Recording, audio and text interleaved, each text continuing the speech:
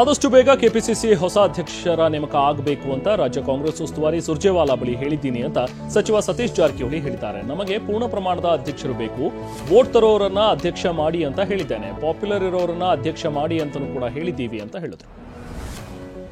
ಅಧ್ಯಕ್ಷರ ಬದಲಾವಣೆ ಇಲ್ಲದೆ ಇದ್ರೆ ಡಿಕೆ ಶಿವಕುಮಾರ್ ಅವರನ್ನೇ ಮುಂದುವರಿಸುವುದಾದರೆ ಸ್ಪಷ್ಟಪಡಿಸಿ ಅಂತಲೂ ಕೂಡ ಕೇಳಿದ್ದೇವೆ ಅಂತ ಸತೀಶ್ ಜಾರಕಿಹೊಳಿ ಹೇಳಿದ್ದಾರೆ. ಇವರೇ ಮುಂದುವರಿಬೇಕಾ ಬೇಡವಾ ಹೈಕಮಾಂಡ್ ಹೇಳಲಿ, ಪಕ್ಷಕ್ಕೆ ಟೈಮ್ ಕೊಡೋರ ಸಂಖ್ಯೆ ಕಡಿಮೆ ಆಗಿದೆ, 2023ರಲ್ಲಿ ಇದ್ದ ಸ್ಪೀಡ್ ಈಗ ಕಡಿಮೆಯಾಗಿದೆ ಅಂತ ಹೇಳಿದರು. ಮುಖ್ಯಮಂತ್ರಿ ಸಿದ್ದರಾಮಯ್ಯ ವಿರುದ್ಧ ಮುಡಾ ಪ್ರಕರಣವನ್ನು ಸಿಬಿಐ ತನಿಖೆ ಕೋರಿದ ಅರ್ಜಿ ವಿಚಾರಣೆ ನಡೆಸಿದ ಹೈಕೋರ್ಟ್ ವಿಚಾರಣೆಯನ್ನು ಜನವರಿ 27ಕ್ಕೆ ಮುಂದೂಡಿದೆ. ರಿಟ್ ಅರ್ಜಿಗೆ ಆಕ್ಷೇಪಣೆ ಸಲ್ಲಿಸಲು ಸಿಎಂ ಪರ ವಕೀಲರು ಕೇಳಿಕೊಂಡರು. ಮುಡಾ ಹಗರಣ ಸಿಎಂ ಸಿದ್ದರಾಮಯ್ಯ ಕುರ್ಚಿಗೆ ಕಂಟಕವಾಗಲಿದೆ. ಕಂಟಕ ಅನ್ನೋದು ಅರ್ಥ ಆದ ಮೇಲೆ ನಿವೇಶನ ವಾಪಸ್ ಕೊಟ್ಟಿದ್ದಾರೆ. ಸಿದ್ದರಾಮಯ್ಯ ರಾಜೀನಾಮೆ ಕೊಡೋ ಕಾಲ ಸನ್ನಿಹಿತವಾಗಿದೆ ಅಂತ ಬಿಜೆಪಿ ರಾಜ್ಯಾಧ್ಯಕ್ಷ ಬಿವೈ ವಿಜಯೇಂದ್ರ ಹೇಳಿದ್ದಾರೆ. ಅಲ್ಲದೆ ಇದು 5,000 ಕೋಟಿ ಹಗರಣ ಎಂದಿದ್ದಾರೆ. ಚಾಮರಾಜಪೇಟೆ ಹಸು ಕೆಚ್ಚಲು ಕೊಯ್ದ ಕ್ರೌರ್ಯ ಮೆರೆಯಲಾಗಿತ್ತು. ಇದೀಗ ಸಚಿವ ಜಮೀರ್ ಅಹ್ಮದ್ ಹಸು ಮಾಲೀಕರ ಕುಟುಂಬಕ್ಕೆ 3 ಹಸುಗಳನ್ನು ಕೊಡಿಸಿದ್ದಾರೆ. ಹಸು ಮಾಲೀಕ ಕರ್ಣ ಹಸು ಪಡೆಯಲು ನಿರಾಕರಿಸಿದ್ರಿಂದ ಕರ್ಣ ತಾಯಿ ಹಾಗೂ ಸಹೋದರಿಗೆ 3 ಲಕ್ಷ ರೂಪಾಯಿ ವೆಚ್ಚದ 3 ಹಸುಗಳನ್ನು ಹಸ್ತಾಂತರಿಸಿದರು.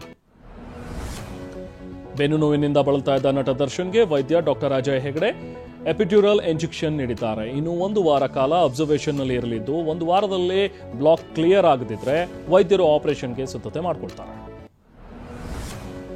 ತೀವ್ರ ಅನಾರೋಗ್ಯದಿಂದ ಬಳಲ್ತಾ ಇದ್ದ ಕನ್ನಡದ ಹಿರಿಯ ನಟ ಸರಿಗಮ ವಿಜಿ ಮೃತಪಟ್ಟಿದ್ದಾರೆ. ಬೆಂಗಳೂರು ಯಶವಂತಪುರದ ಮಣಿಪಾಲ ಆಸ್ಪತ್ರೆಯಲ್ಲಿ ಸರಿಗಮ ವಿಜಿ ಚಿಕಿತ್ಸೆ ಪಡಿತಾ ಇದ್ರು. ಆದರೆ ಚಿಕಿತ್ಸೆ ಫಲಕಾರಿಯಾಗದೆ ಕೊನೆಯುಸಿರೆಳೆದಿದ್ದಾರೆ. ನಾಳೆ ಅಂತ್ಯಕ್ರಿಯೆ ನಡೆಯಲಿದೆ. ಬೈಕ್ ಕಳ್ಳತನ ಮಾಡುತ್ತಿದ್ದವನನ್ನ ಬರ್ತ್ಡೇ ದಿನವೇ ಬಂಧಿಸಲಾಗಿದೆ. ಬೆಂಗಳೂರು ರಾಜಗೋಪಾಲ್ ನಗರ ಪೊಲೀಸರು ಕಾರ್ಯಾಚರಣೆ ನಡೆಸಿ ಆರೋಪಿ ಆನಂದ್ನನ್ನ ಬಂಧಿಸಿದ್ದಾರೆ. ಬಂಧಿತನಿಂದ 15ಕ್ಕೂ ಹೆಚ್ಚು ಬೈಕ್ಗಳನ್ನು ವಶಕ್ಕೆ ಪಡೆದಿದ್ದಾರೆ. ಬಾಗಲಕೋಟೆ ರಬಕವಿ ಬನಹಟ್ಟಿ ತಾಲೂಕಿನ ಅಸಂಗಿ ಕ್ರಾಸ್ನಲ್ಲಿ ತಡರಾತ್ರಿ ವಾಹನ ಪಲ್ಟಿಯಾಗಿ ಸಿಎನ್ಜಿ ಗ್ಯಾಸ್ ಲೀಕ್ ಆಗಿದೆ. ಮುಂಜಾಗ್ರತಾ ಕ್ರಮಕ್ಕಾಗಿ ರಬಕವಿ ಬನಹಟ್ಟಿ ಪೊಲೀಸರು ಅಕ್ಕಪಕ್ಕದ ನಿವಾಸಿಗಳನ್ನು ಬೇರೆಡೆಗೆ ಸ್ಥಳಾಂತರಿಸಿದರು. ಹೃದಯಾಘಾತಕ್ಕೆ 17 ವರ್ಷದ ಪ್ಯಾರಾಮೆಡಿಕಲ್ ವಿದ್ಯಾರ್ಥಿ ಕೋರೇಶ್ ಮೃತಪಟ್ಟಿರುವ ಘಟನೆ ಕಲಬುರಗಿ ಜಿಲ್ಲೆ ಚಿತ್ತಾಪುರ ತಾಲೂಕಿನ ನಾಲವಾರ ಗ್ರಾಮದಲ್ಲಿ ನಡೆದಿದೆ. 17 ವರ್ಷದ ಕೋರೇಶ್ ಹಾರ್ಟ್ ಅಟ್ಯಾಕ್ಗೆ ಬಲಿಯಾದ ದುರ್ದೈವಿ.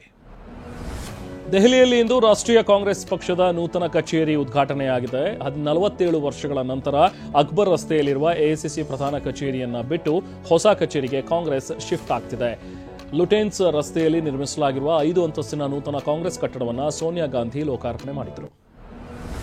ರಾಷ್ಟ್ರೀಯ ಕಾಂಗ್ರೆಸ್ ಕಚೇರಿ ಉದ್ಘಾಟನೆ ಬಳಿಕ ಲೋಕಸಭೆ ವಿಪಕ್ಷ ನಾಯಕ ರಾಹುಲ್ ಗಾಂಧಿ ಆರ್ಎಸ್ಎಸ್ ವಿರುದ್ಧ ಕಿಡಿಕಾರಿದ್ದಾರೆ. ಆರ್ಎಸ್ಎಸ್ ಭಾರತದ ತ್ರಿವರ್ಣ ಧ್ವಜ ಗೌರವಿಸಲ್ಲ, ದೇಶವನ್ನ ಒಬ್ಬ ವ್ಯಕ್ತಿ ನಡೆಸೋದನ್ನ ಆರ್ಎಸ್ಎಸ್ ಬಯಸ್ತಾ ಇದೆ ಅಂತ ದೆಹಲಿಯಲ್ಲಿ ವಿಪಕ್ಷ ನಾಯಕ ರಾಹುಲ್ ಗಾಂಧಿ ಹೇಳಿದರು.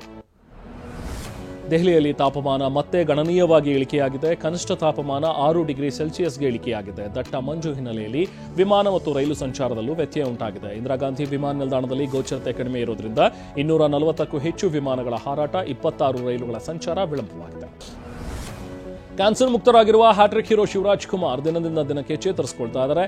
ಸರ್ಜರಿ ನಂತರ ವಿಶ್ರಾಂತಿಯಲ್ಲಿರೋ ಶಿವಣ್ಣ ಕುಟುಂಬಸ್ಥರು ಮತ್ತು ಸ್ನೇಹಿತರೊಂದಿಗೆ ಅಮೆರಿಕಾದಲ್ಲಿ ಕಾಲ ಕಳೀತಾ ಇದ್ದಾರೆ. ಕೆಲವೇ ದಿನಗಳಲ್ಲಿ ಭಾರತಕ್ಕೆ ವಾಪಸ್ ಆಗ್ತಾರೆ.